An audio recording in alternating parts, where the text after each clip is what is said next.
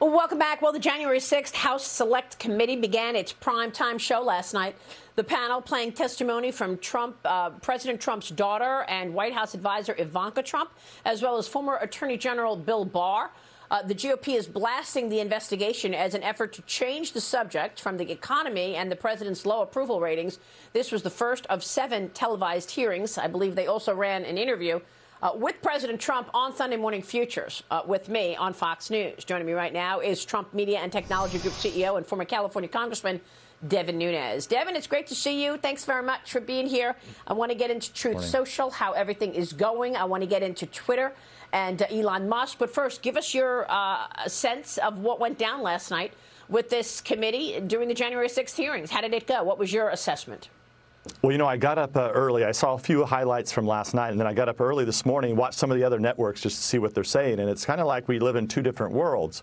So you've got the world of people that makes up 90-some% of the media, Maria, that are continuing to play this mini-series of hoaxes. It started with the Russia hoax. They had a grand performance there.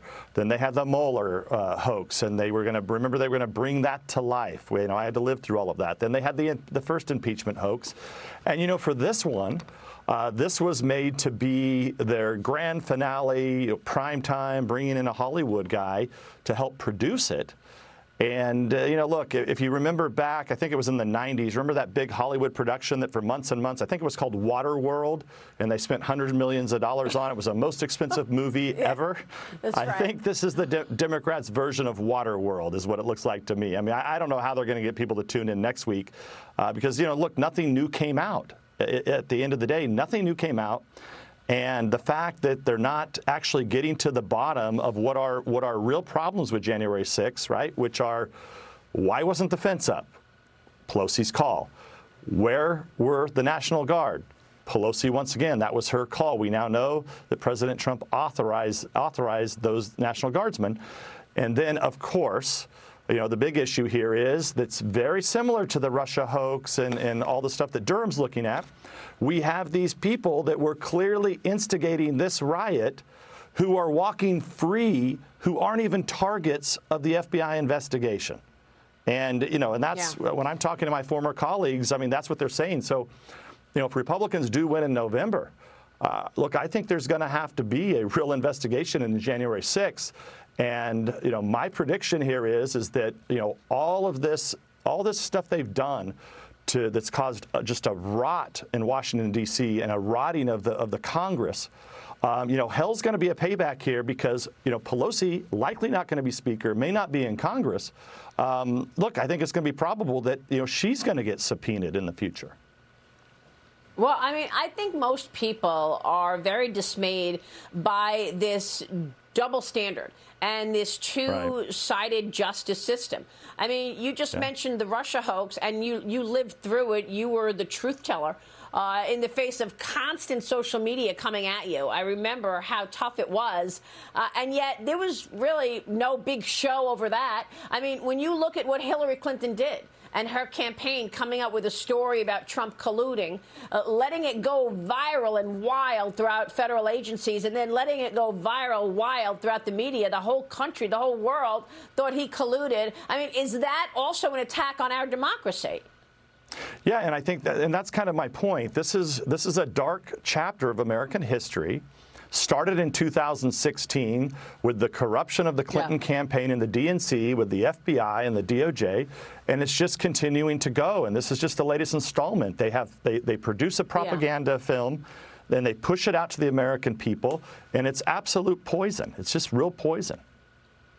Yeah, and of course, Twitter was enabling a lot of that poison with fake accounts or pushback on anybody who said anything about Hillary Clinton making up a story. Now, Twitter says it's going to offer a fire hose of user data to Elon Musk because Elon is threatening to pull out of the $44 billion deal with Twitter.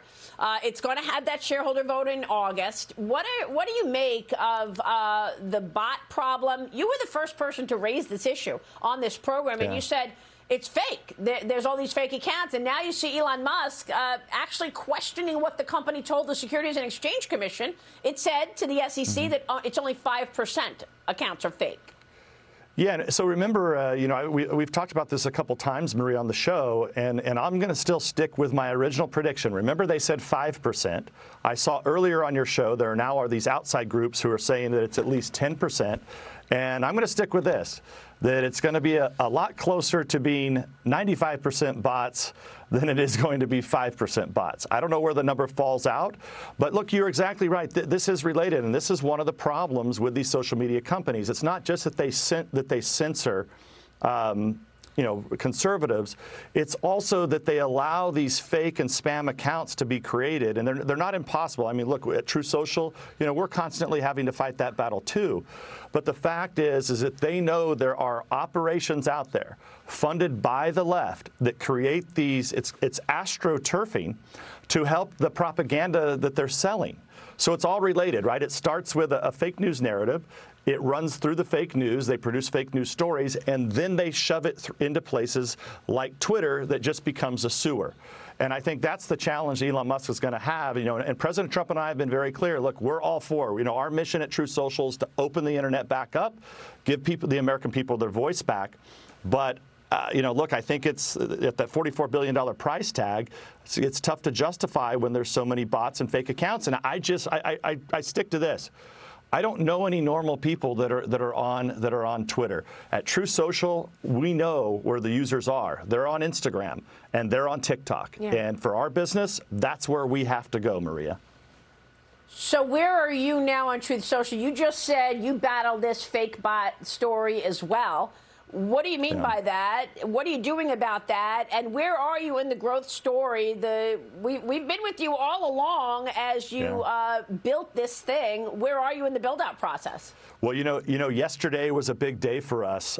We had our first major update, so it was a real change to our feed. So we have many new features now. We've just started, right? So we just have a chronological feed. Well, now we've given our users the ability to do quote truce, which is a function that a feature that a lot of people wanted. So yesterday was an exciting day, and look, we continue to grow. And I think the way you have to look at this is that we're growing, we're successful, we have a lot of people on the platform. Every day we get bigger and bigger, and with that, it's a product of success, right? Every one of these companies, anybody that's on the internet, you're going to have a bot and spam problem. It's just, I think the difference between True Social and what the other big tech tyrants are doing is, we don't want bots, right? So it's our mission to have a family-friendly place, and we want to try to make sure to the best of our ability that if you're on the platform, you're representing somebody that is real, and we've done that from the very beginning. And look, I think another good example, Maria, you were interviewing somebody. I was getting ready here, just before the hour. One of your analysts that was looking at Twitter, and he admitted that he had 2 or 3 accounts that he hadn't opened up in many years, right? So I think that's what you're seeing. Yeah. Yeah. Wow. Really interesting. Devin, great to talk to you about all of that. Thank you so much for being here this morning. All right, Devin Nunes is the CEO of Trump Media and Technology Group. We'll see you soon, Devin. Thank you.